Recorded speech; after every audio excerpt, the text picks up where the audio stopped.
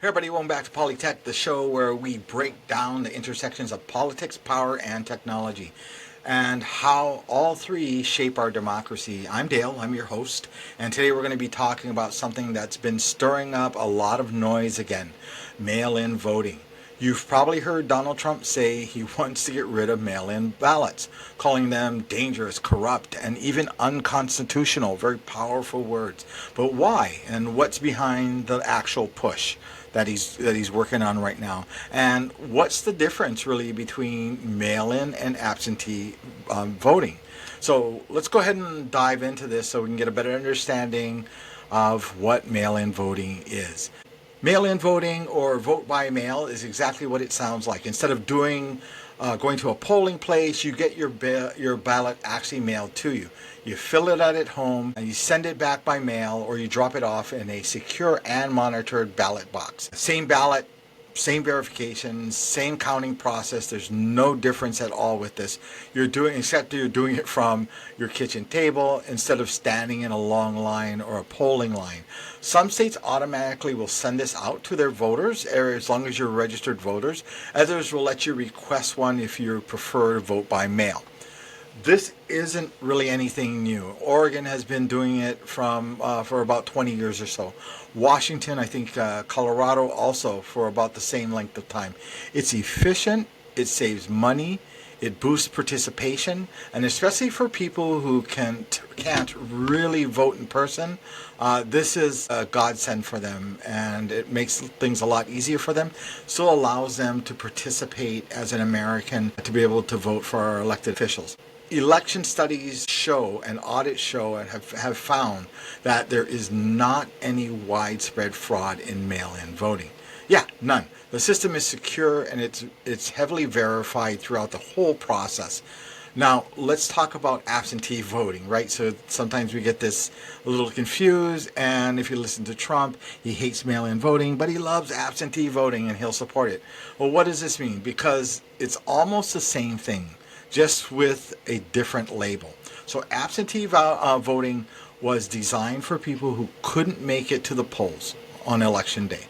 Maybe they were traveling, they're sick, they're in the military, they're working away from home. I know when I was working in Nevada, I wanted to vote in Hawaii, so I had asked for an absentee ballot and I was able to vote. You'd fill out an application. This is the process that would take place to request it. Give a reason that you need this absentee ballot and get the ballot actually mailed to you. You'd fill that ballot out, send it back, and your vote would be counted. You get to vote, right? You get to participate. That's it. Simple as that. Same process, different paperwork that would go along with that.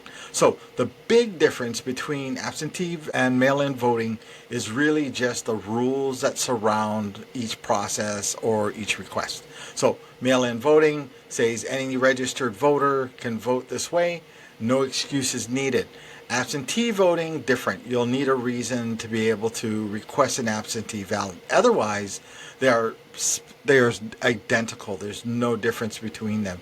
So why does Donald Trump want to end it? Like, what's his game on this thing? Back in August 2025, Trump announced that he planned to lead a movement to get rid of mail-in ballots completely. He said the voting machines were dangerous, and I addressed that in my last podcast, and the only fair elections are paper ballots cast in person on election day, and only on election day during the set periods of time. Now that sounds simple, right? Almost old-fashioned, but it's also extremely misleading. Trump claims mail-in voting leads to massive voter fraud, but again, there's no real evidence of that at all. Nothing at all. State election officials, Republicans, Democrats alike, have said repeatedly that mail-in voting is secure. So what's really going on here? Like, what's the game? What's his end game with this thing? Here's the truth. This isn't about fraud, it's about control. It's about control, and it's also, as I'll talk a little bit later down the road, it's about planting a seed of doubt in everybody's head, counting on the outcomes of a particular election. So mail-in voting makes it easier for people, right, as we know, to vote, especially younger voters, working parents, the elderly, and people with disabilities. And those groups don't always lean Republican. In fact, if you look back at records in history, they primarily lean more towards Democrat. When Trump's attack on mail-in voting, he's not just undermining the trust of everything and making it up. He's discouraging people from using one of the most accessible ways to cast ballots. And by the way, if you do your research, America is not the only one that does mail-in ballots. There's other countries out there that have been doing it for quite some time. Get back on track here. It's a strategic move that fits the bigger pattern of what Trump is trying to do. When he wins, the system works perfectly, right? He praises the system. Just like when he hated TikTok, when it didn't work for him, and then when it worked for him, he actually loved it and became the savior of it. When he loses, though, the system must be rigged. It's always rigged. We learned that from the 2020 elections on January 6th. It's not just about evidence. It's about shaping perception. And the perception drives the turnout.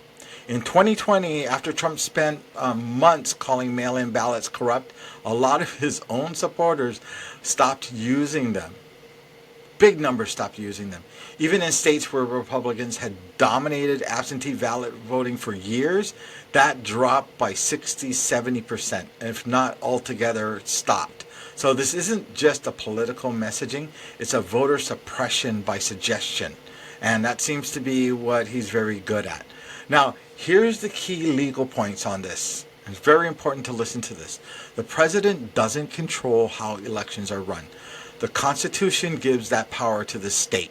So even if Trump wanted to sign an executive order banning mail-in voting, it wouldn't hold up. It wouldn't hold any water at all. Courts would strike it down immediately. But that doesn't mean that the threat isn't real. What he can do, and likely he will do, is pressure Republicans to control state legislature to restrict mail-in voting access.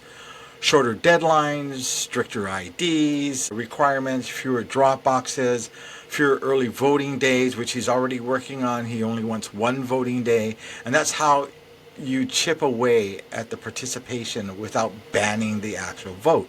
And that's where the real fight comes in, right? Or where it is.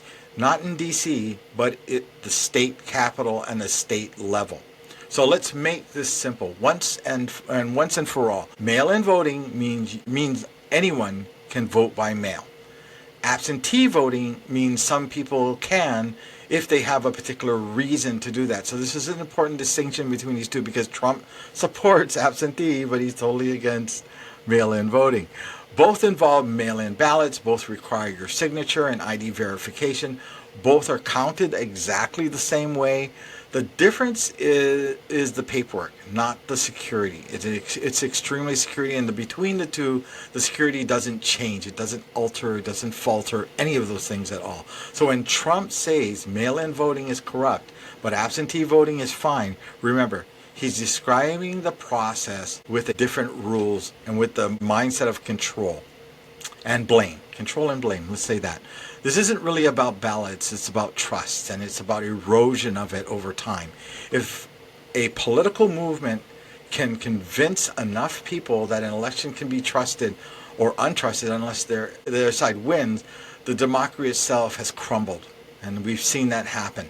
That's why this matters. This is why it's so important, because when people lose faith in how they vote, they lose faith in why we vote at all, and they stop voting. And we've seen this take place in the past. Mail-in voting has made elections more accessible, more efficient, and more representative of real America, and allows people to vote who wouldn't be able to vote in the past.